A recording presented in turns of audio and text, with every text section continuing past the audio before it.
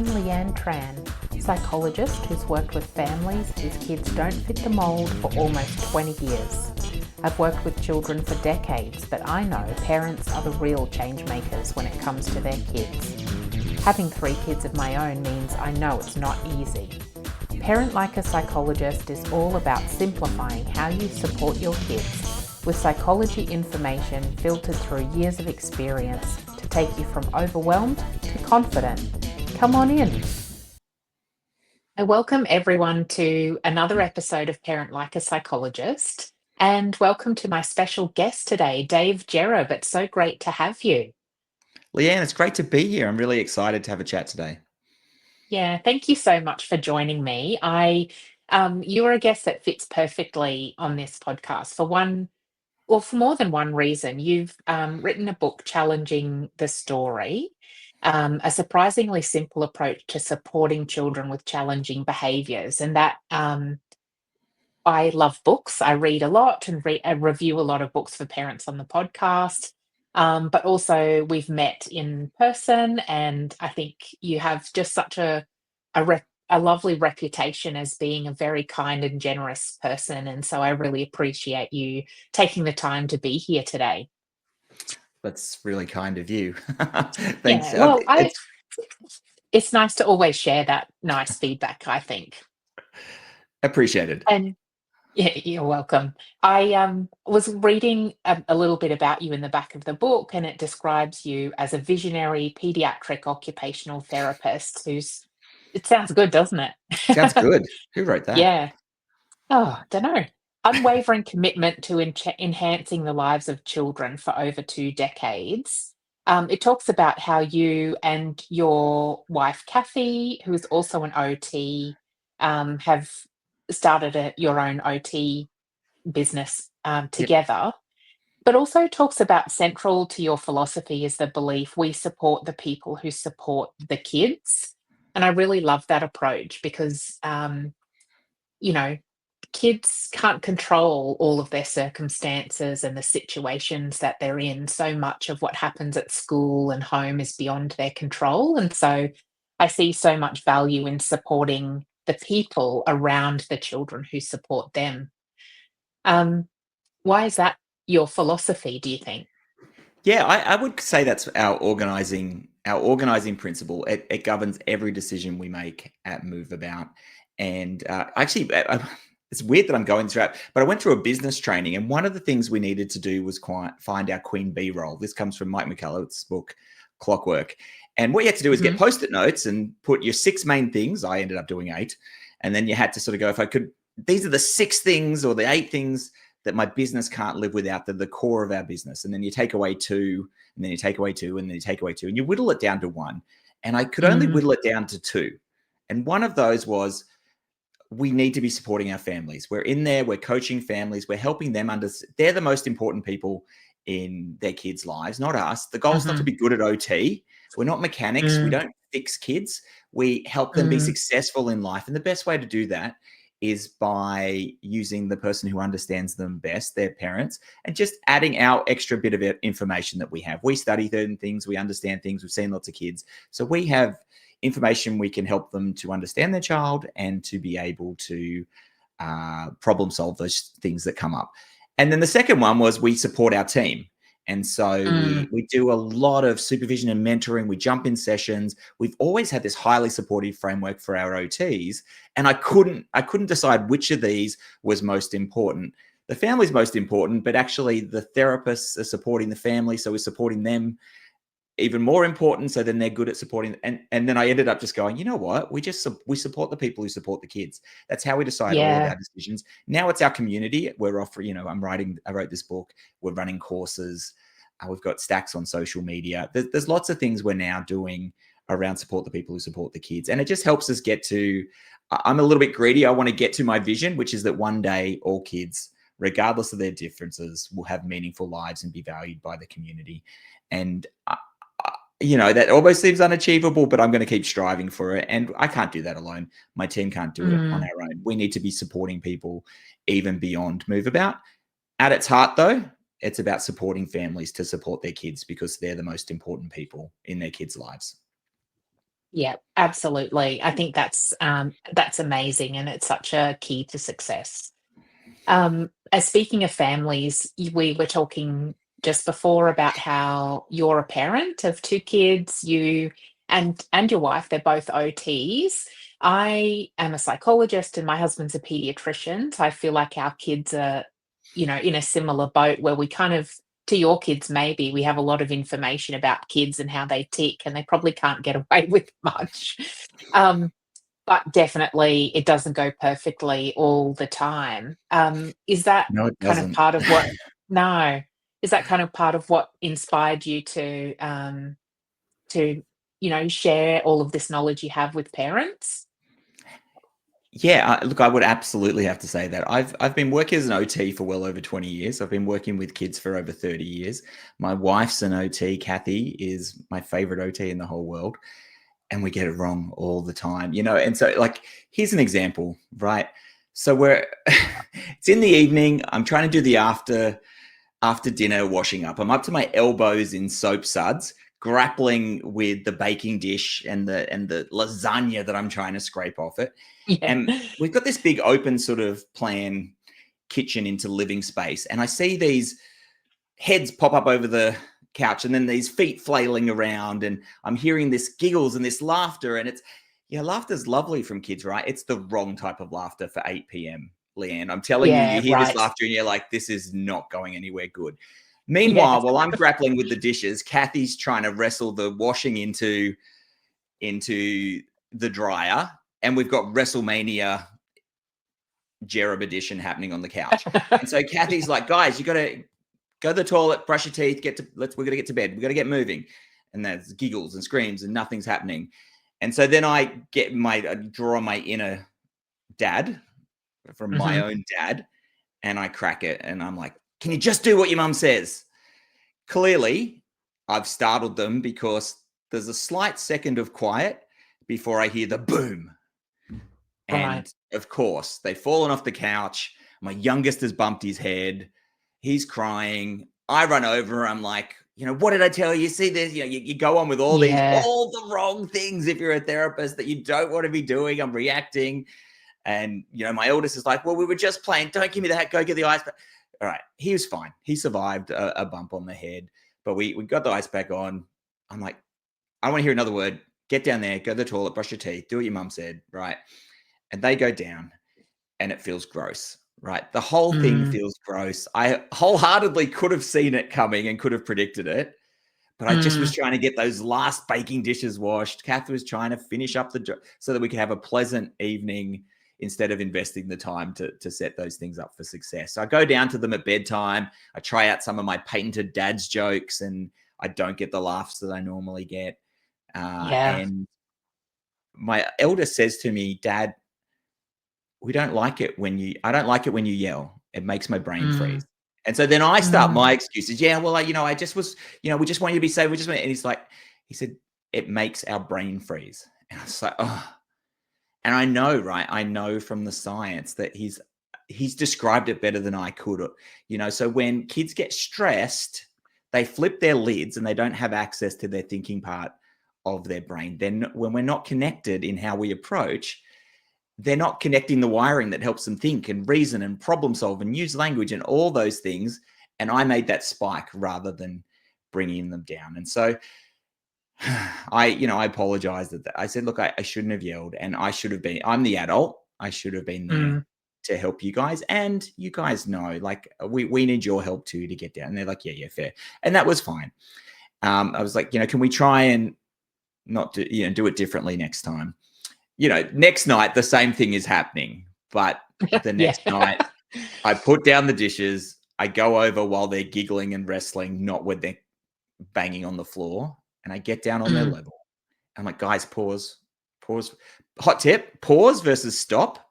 Infinitely better for everything. Pause says, I'm okay. not taking away what you're going to get, but I'm just hitting Yeah, pause for a second. So there's less resistance to a no or a stop. Pause. yeah, Pause. Guys, what do we talk about? Like, why don't we want you wrestling on the couch? Well, we could get her. We get bumped. Yeah, guy. And so, do you think we could figure this out? And And so they're able to be part of the solution. Like, what could you do instead while you're waiting for us? And it's like, well, we could play with some Lego, or we could pick up our books. And sure, that sounds like a great plan. They go do it. They come up with the solutions.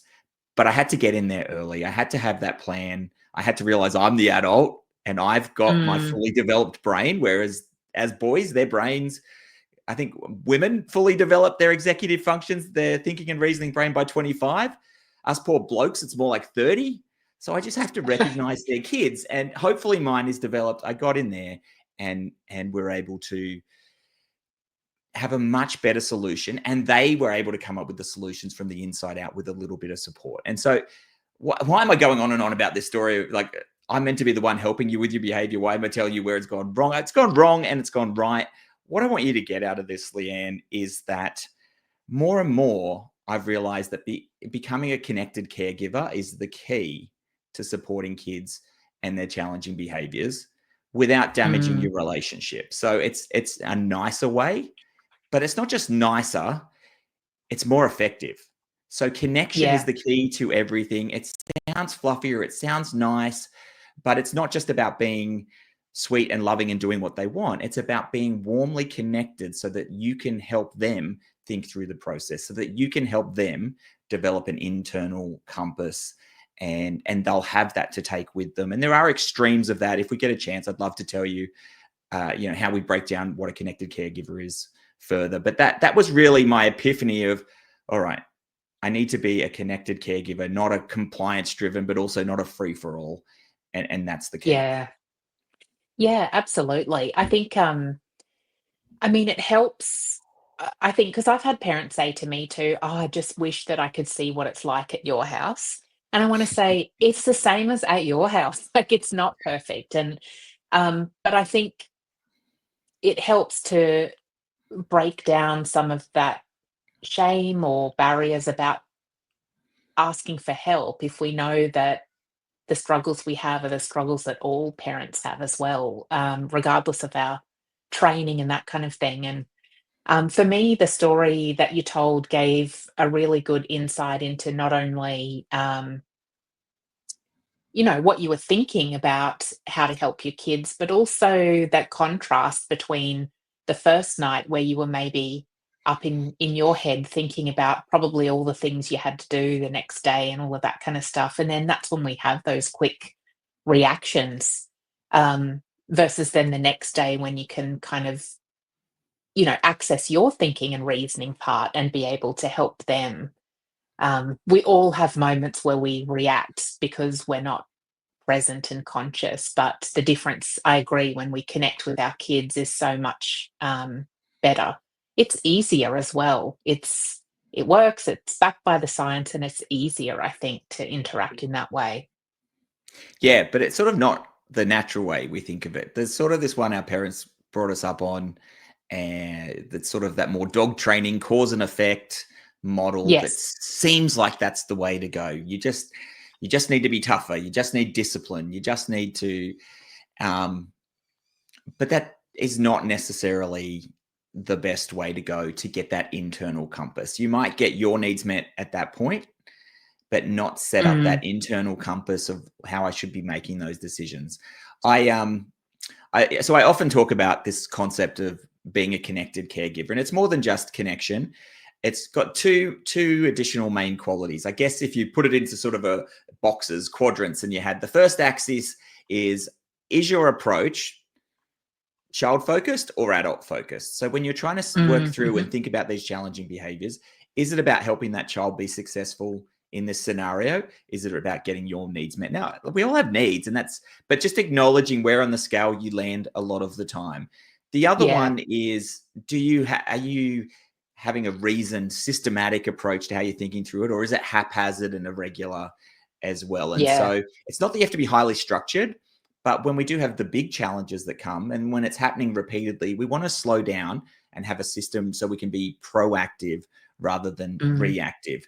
And so if you are highly systematic and structured and adult focused, in that box, that sort of top left box, if you're thinking about some quadrants, that's a compliance caregiver. And that's what my dad was like. He was also loving, but he was very much compliance. So was Mr. Smith, my 8th grade science teacher, and pointing a finger and Yeah. if you don't do this, you won't get this, blah, blah, blah. And that mode sometimes feels like it gets your needs met in that moment.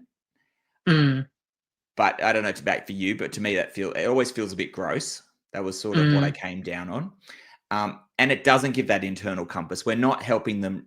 So you're dealing with it as it's happening after the fact, rather than setting them up to be able to plan and anticipate what's coming. So it doesn't set the internal compass. It just solves the problem in the moment, and you get your needs met. If you have none of that, if it's all about the child's needs and you got this free range parenting, fluffy, follow the child just makes all the decisions, there's no structure to it except what the child wants. I call that a comfort caregiver. And there are moments of sweetness in that, and they sort of tend to be warm, but sometimes a little bit enmeshed. And what I'm going to say is your child actually doesn't get a compass with that too. For them to have to work out their own compass without any guidance, that actually can be terrifying. If they're in charge, they need you to be able to guide them in what's safe and what's okay and what are the limits, and they're going to learn from you. But you want to do it in a reasoned, caring way and connected way to support them and their needs. So that's not ideal either. And then you have the bottom left quadrant is no systems, no structure, and it's all adult focused. That's the chaos caregiver. And that's what we don't want to fall into. And that's where sometimes you're really connected and sometimes you're not. And that, as a psychologist, you would know that really, it's often the biggest trauma for kids is when they can't predict, even more than a parent that's consistently really tough on them or hard or unloving, even unloving. Sometimes you never know what you're going to expect is worse than knowing it's consistently going to be bad. And so we don't want to be a chaos one. I would have to say I sometimes fall into that because I am loving and caring. And sometimes I just sort of let things go and then I have to deal with it. Sometimes I'm laying down the law. So you got to watch that. We all have bits and pieces. What we want is to be a connected caregiver where we're thinking about, all right, what's happening for our kid here? Why is this happening? Not just the what is happening. We need to move from the what to the why. And if we can understand the why, and we can have a reasoned approach to supporting them in the future. Sometimes when it happens in the moment, you've just got to survive and get through it and then reflect later so you can be proactive. And so that includes just thinking about, what's happening for the child. And it's never just about the child. It's about the child within this activity, within this environment. And all of those pieces are things that we can tweak to be able to support our kids. And the quickest hot tip is changing the activity or changing the environment to be more supportive. Changing the child takes a lot of time. Now, we might want to help them develop and be more adaptable. But sometimes the quickest fixes are in our response as the social environment, in our response, how we respond to them, or how we set up the routine of bedtime so that it's predictable and they get that clock ticking the way that they should, and on autopilot, they're doing the routine. There are things we can do. We have a lot more control over our actions than theirs. So being a connected caregiver means focusing on the child and having an approach to doing that. I've developed a framework called the ABC Ideas Framework to really help families think through the big challenging behaviors. And the ABCs are covered in the book, and bits and pieces of this are covered in the book too, but really looking at the behaviors objectively, the antecedents are the things that come before it, the consequences of the things that happen after it. And all of those things can make that more likely to happen again. But then also thinking through the child, what are their individual differences? What are their developmental abilities? What's happening in the environment? What's happening in the activity? And what's that social relationship piece, which we're a big part of?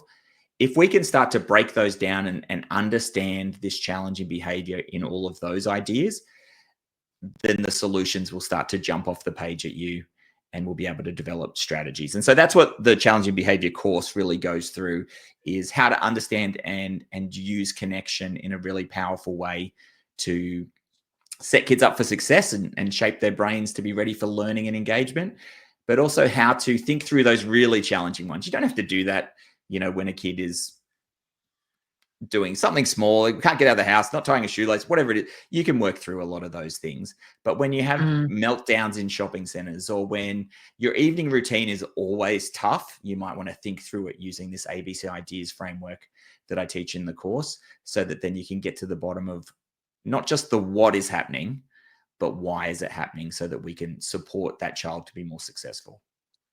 Oof, that was a lot. Was that too much, Leanne? No, I don't think so. I think actually it's helpful, like the quadrant and what it means to be a good, you know, Connected caregiver. Yeah, to be connected able to. caregiver is really helpful because, like you, I agree that either end is not helpful. Um, and so it's more about balancing out and having that focus, like you said, about on what the child needs, and that there is structure around it. And it doesn't, yeah, because I agree, the other ends are where the damage kind of happens and it's really tricky. And I, sorry, were you going to say something? Yeah, no, and I just was going to add to it. To me, I just come down to that compass, that internal compass for behavior. And if they're making all the decisions, they just don't know how to learn to tune in that compass. And if we're putting the Yeah. kibosh on everything and we're just shutting everything down, they also don't get it. We want to be able to have them connected, engaged, accessing their whole brain, Mm. and really be thinking about how do we support them to be most successful in those activities, and then we get some real success. Absolutely. And it made me think about how we're all parenting is playing the long game as well. We're not just doing it for the in the moments. We're doing it for to, guide these people who are going to be independent eventually. And so it's really important that they do have that internal compass. But also for me, it's really important that my kids still want to hang out with me when they're old as well. And I don't think you get that from the being really strict and that kind of thing. So that connection and relationship, I think, is such an important part of it. It's really complex, isn't it? Because you want to have a really strong relationship with them. And I know, like, a lot of people say, I want them to be my best friend. And I get that. I want to be closely connected. I don't know that best friend is the right word Mm, for it. yeah, We need to, we need to be their parent, someone they look up to, someone they learn. When a kid is climbing around the playground and they fall and scrape their knee and they look to us before they respond, yeah, whether we freak out or whether we have a warm but not freaked out, or whether we are oblivious to it, will shape how they respond to some degree. There are yeah, different temperaments of kids, but if we panic, they'll panic. If we are disconnected, though, and we're not even close to where they are, they'll probably panic too, because we're not resonating with them. It's about, they really do look to us for guidance, for a lot of things in the world. And so we need to give that guidance.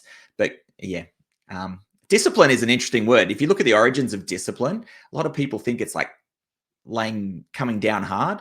But the root mm, word of discipline is disciple, which is mm, basically teaching, like helping them teaching, learn, yeah, right? And so, you can have some structure, you can have some routine, you can have some guidance, you can talk about, how we talk to each other in our family and how we show respect and how we do those things, and we help people, and if we can help them get it from the inside out, that's going to be sticky, yes, that's going to stay.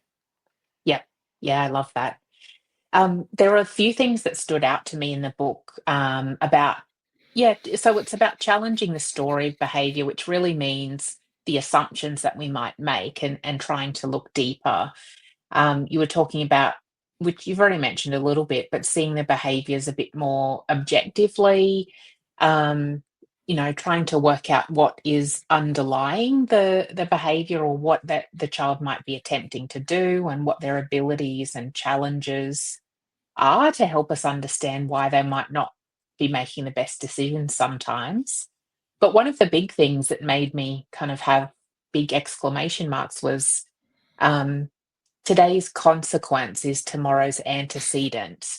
It was really, really interesting because when we talk about discipline, we often think about consequences or punishment or that kind of thing. And for those who don't know, haven't read the book, antecedent really means just what happens before a behavior or makes it more likely to happen. Um, yeah, that's really powerful to think that how we do consequences and that kind of thing might make it worse tomorrow. Yeah, and I guess one thing we didn't mention is the book is written as a story, so it's a really easy read. You can read it in an hour, Yeah.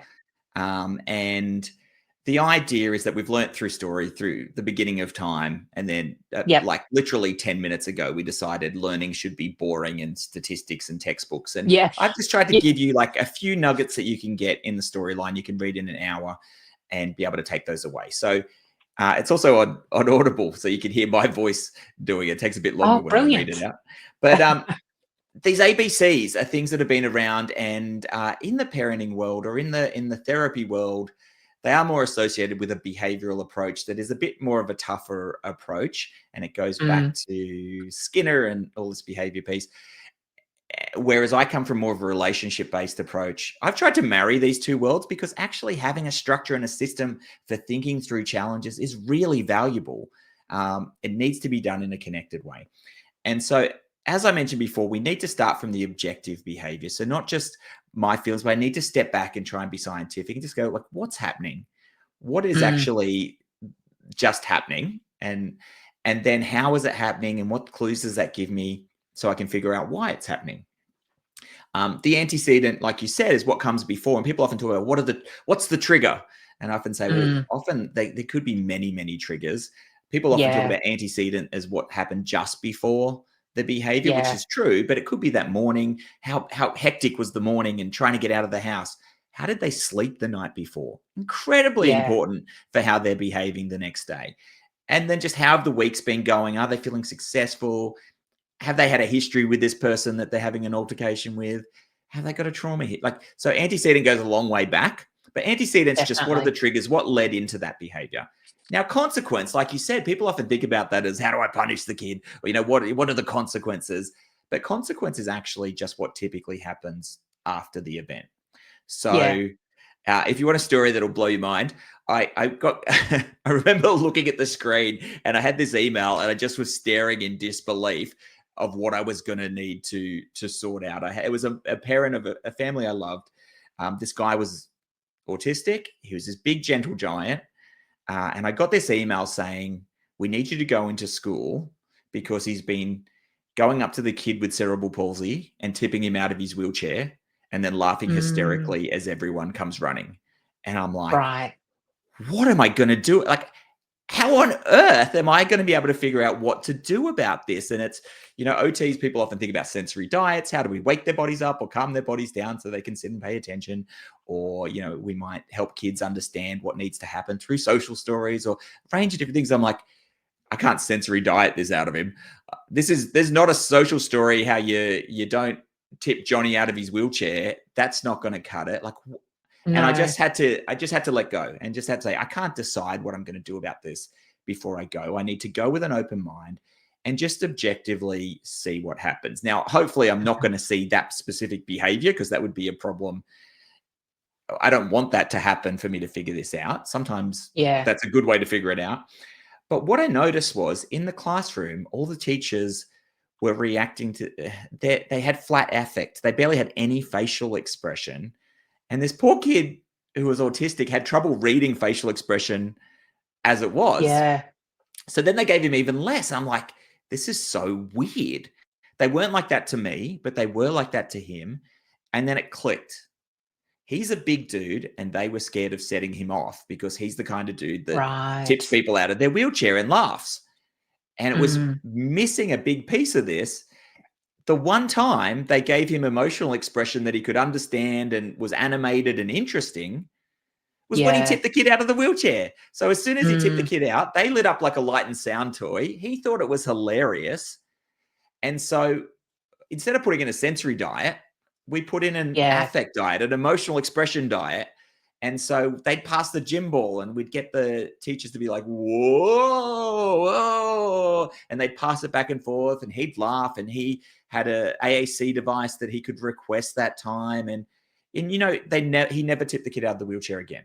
Right. So you can see how we could get stuck on the wheelchair tipping part of it and miss the Yeah. bigger picture that his individual differences were that he was interested in a more cause and effect level of play. He had trouble reading emotional expression. So development and individual differences played a big part. And I understood those for him. So when I saw that go wrong, I had an idea, a hypothesis that developed some strategies that worked instantly. Another quick example, in the book is the idea of Henry has some reading and learning challenges, but he's kind of popular on the playground, and the teacher says we have to read out. We're going to read a sentence out of the book, and he gets more anxious as the book gets towards him. And when he gets it, he goes blah blah blah blah blah blah blah, and she says, "Right, get out."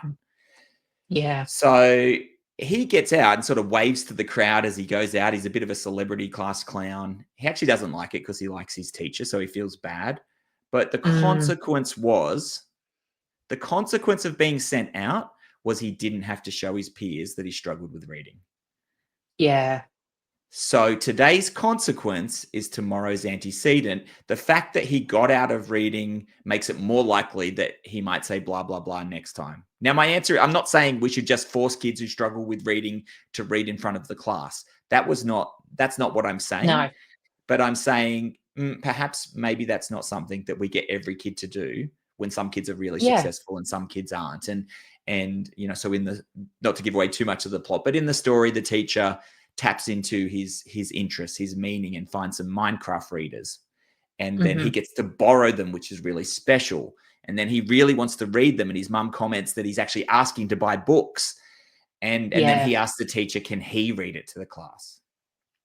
This is the sort of thing we see that really taps into it. If we can think about the child's needs, if we can think about what's important to the child, if we can support the why the behavior is happening, not just come down like a ton of bricks on the what. So today's consequence can make it more likely to happen. Today's consequence can be tomorrow's antecedent. Yeah. And it just shows that the situations are a lot more complex than we think. And it's how we approach things and the consequences that we put in place, or how we react and all of that kind of thing is,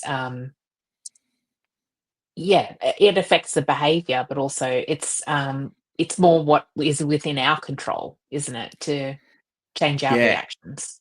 And hearing you say that, how complex it is, makes me think of a response I often get, which is like, oh, it is so complex. Dave, you made this ABC idea. It's got all these. How can we ever know all of this? How can we ever predict all of this? How can we ever? And it's like, actually, you can't know all of this. And actually, you're going to get it wrong lots. Yeah. And actually, it's okay. The answer, though, is that we need to repair when we do. And the cool thing is there's real value in getting it wrong. So when you get it wrong and you repair, you model being able to say sorry, you model being able to balance that out. We make that repair, and regulation and resilience for kids actually comes more through the repair than through getting it right.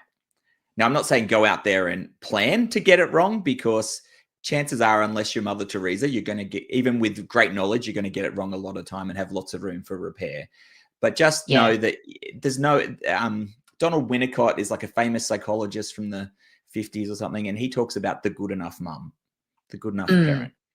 And the reality of it is, we're not looking for perfection. Perfection doesn't allow any room for that kid to be able to develop resilience.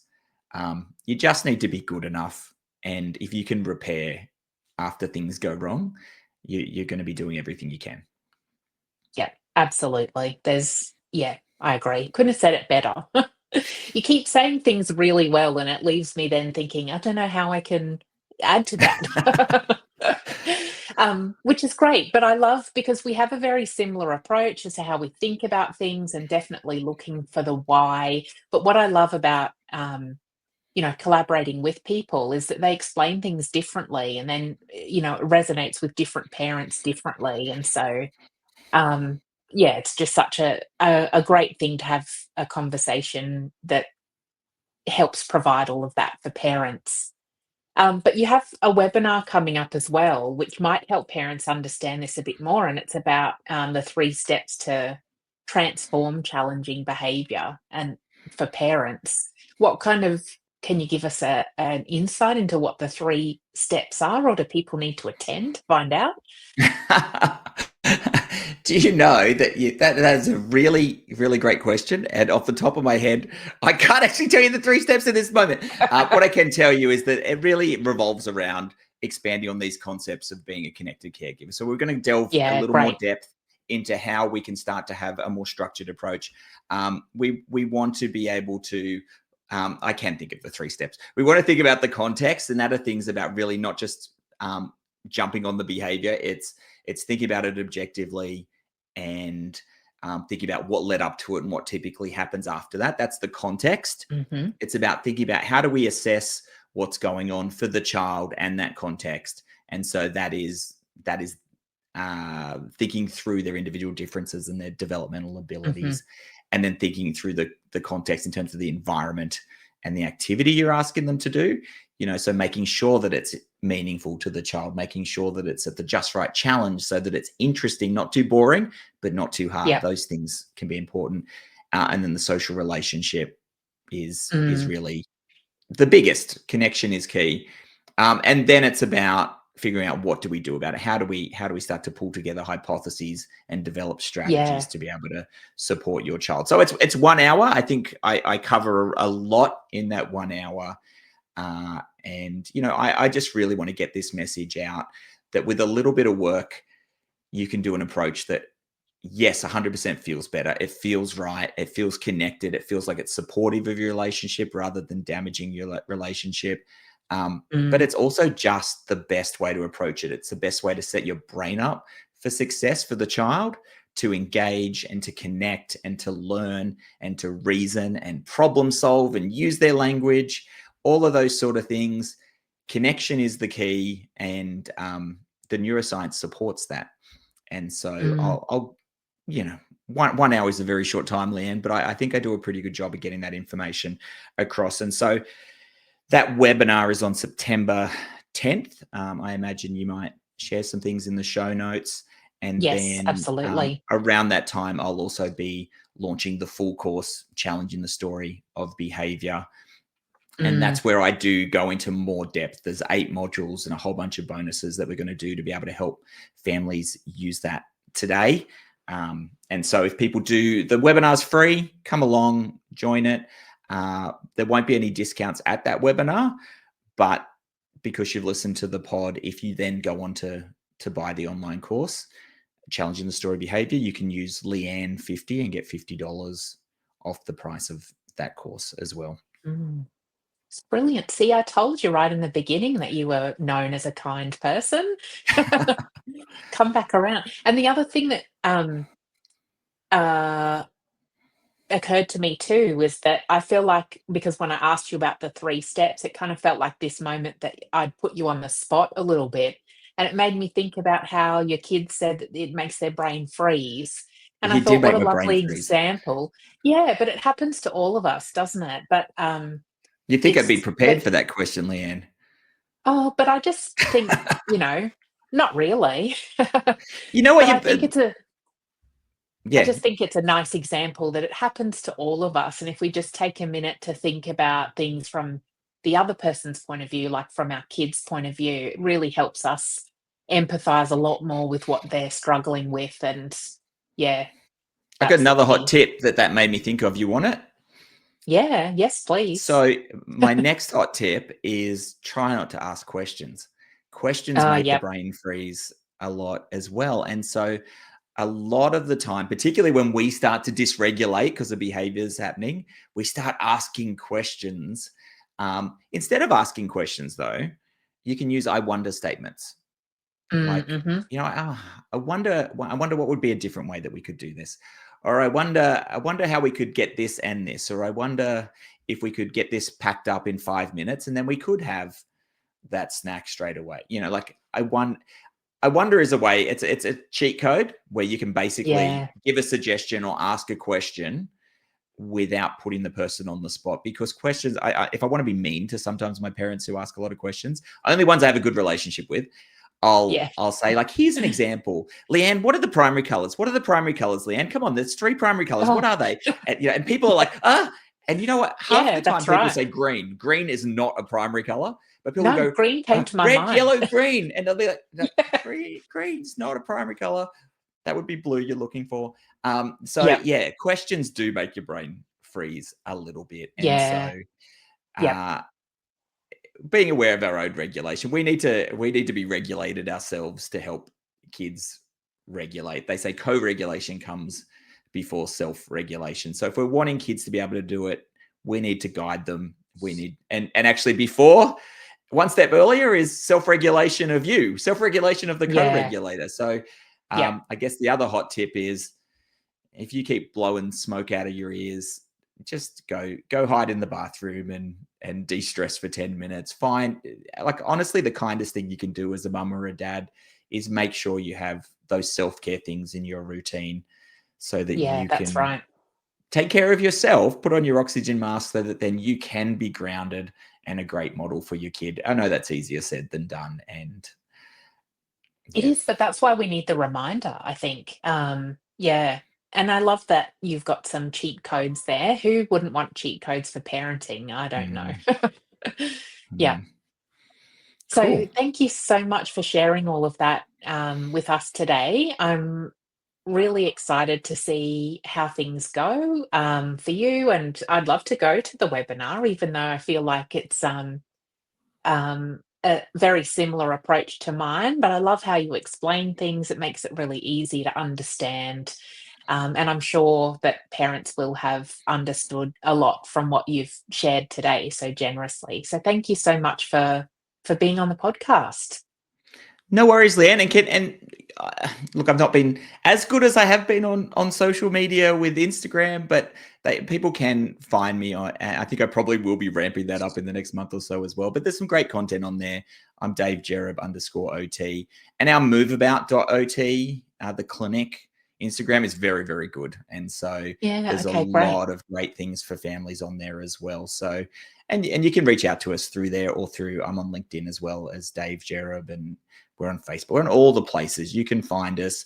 And if you're looking for the course, moveabout.com.au/courses is where you'll find that as well. But come along to the free webinar. I think you'll get a lot out of it, and you might see Leanne there.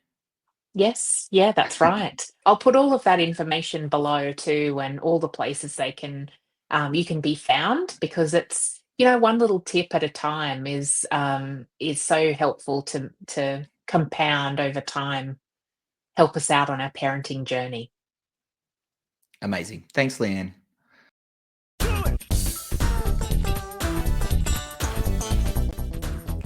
Thanks for listening to this episode of Parent Like a Psychologist. If you found it helpful, please share on Instagram so other parents can benefit too, and tag me at Leanne Tran Psychology so that I can say a big thank you. Head over to leannetran.com.au to join the village for bite-sized psychology tips straight to your inbox. I really hope this podcast has brought a new perspective and you a step closer towards a calm parent and a thriving child. Have a delightful day.